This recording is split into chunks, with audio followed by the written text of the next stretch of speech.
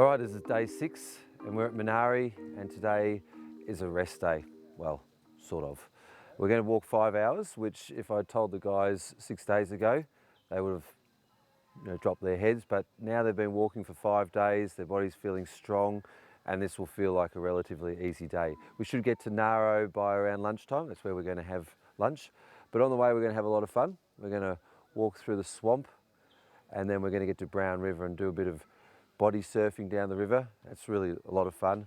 And then head back up to Naoro for a relatively easy day's rest, lunch, recuperate before a big day tomorrow. This is a relatively short day, we're told, Samuel, but I think they can be lulling us into a false sense of security. It's only a 5-hour trek, but of course the first 2 hours is the equivalent of climbing a tree. It's pretty steep. So we're looking forward to a bit of R&R when we get to Naoro. And the significant feature along the track is there are gun pits that the Australians dug to try and repel the enemy, so we'll have a look at those. Today we're also meeting one of the last Fuzzy Wuzzy Angels here at Menari, and the Fuzzy Wuzzy Angels were the Papuans who helped the Australian troops during the Second World War. And Mr. Farley was a Fuzzy Wuzzy Angel during the Second World War. Fantastic. He helped Australian soldiers and the Australian Army bring ammunition and help with wounded on the way out. We're experiencing just a minute part of what you went through all those years ago, sir, and we admire you. And what a fantastic array of medals and things. All right. How old, can we ask, is it impolite to ask how old? 101. You, what, 101? Yes. Are you? Holy He's mackerel. 94. Shut up, Garry, please. 101 you are? Yes. My goodness Come here. me. Well, it's very nice to meet you, sir. Thank you very much. It's fantastic. You're a great man. Nice to meet you, yeah?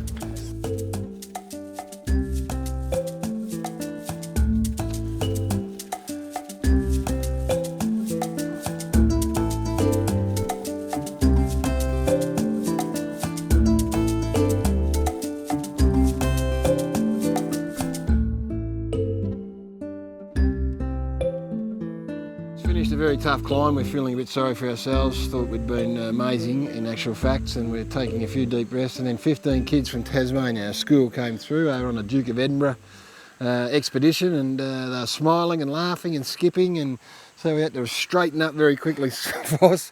But it is amazing to be able to do that in I think they're year 10, 11 and 12.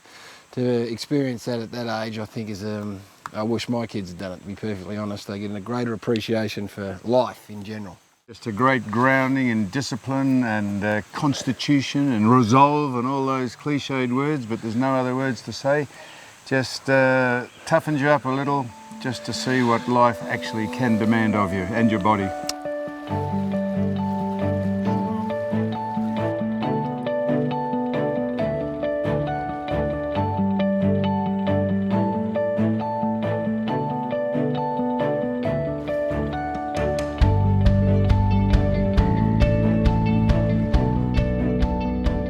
Just to top off our fun day, day 6, we've reached the bottom of the Maguli Ranges, and there's 9 false peaks to our campsite.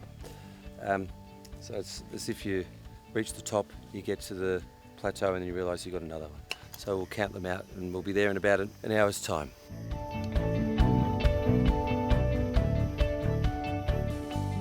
Honestly, I've been thinking about it as I'm walking. I am going to do a group email to all his close friends just to explain how incredible he's been, because he's 67.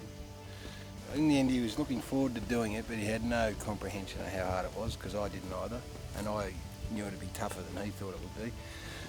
He's just, well, you boys have got to know him over 6 days. He's so far out of his comfort zone, it's not funny.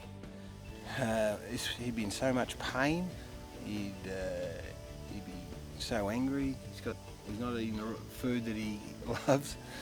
Going to the toilet's just an absolute nightmare for him. Think about the really trivial things. You feel so insignificant being up here.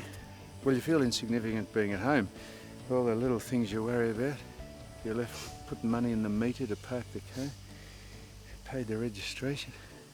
Where do you go for dinner that night? Is it too cold or too warm in the place you live in?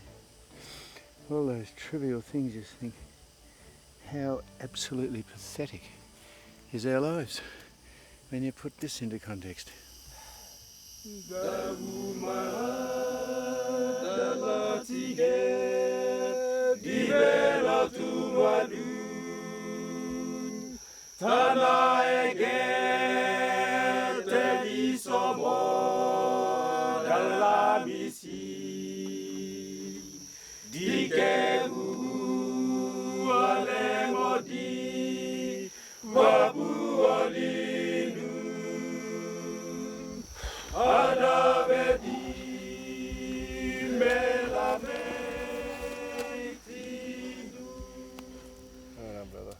There's what's called a false 9 peaks or something, which means that 9 times I'm going to be candid with you. 9 times you think you're at the top, and then you've got to keep going like this until the 9th, and then you're actually there.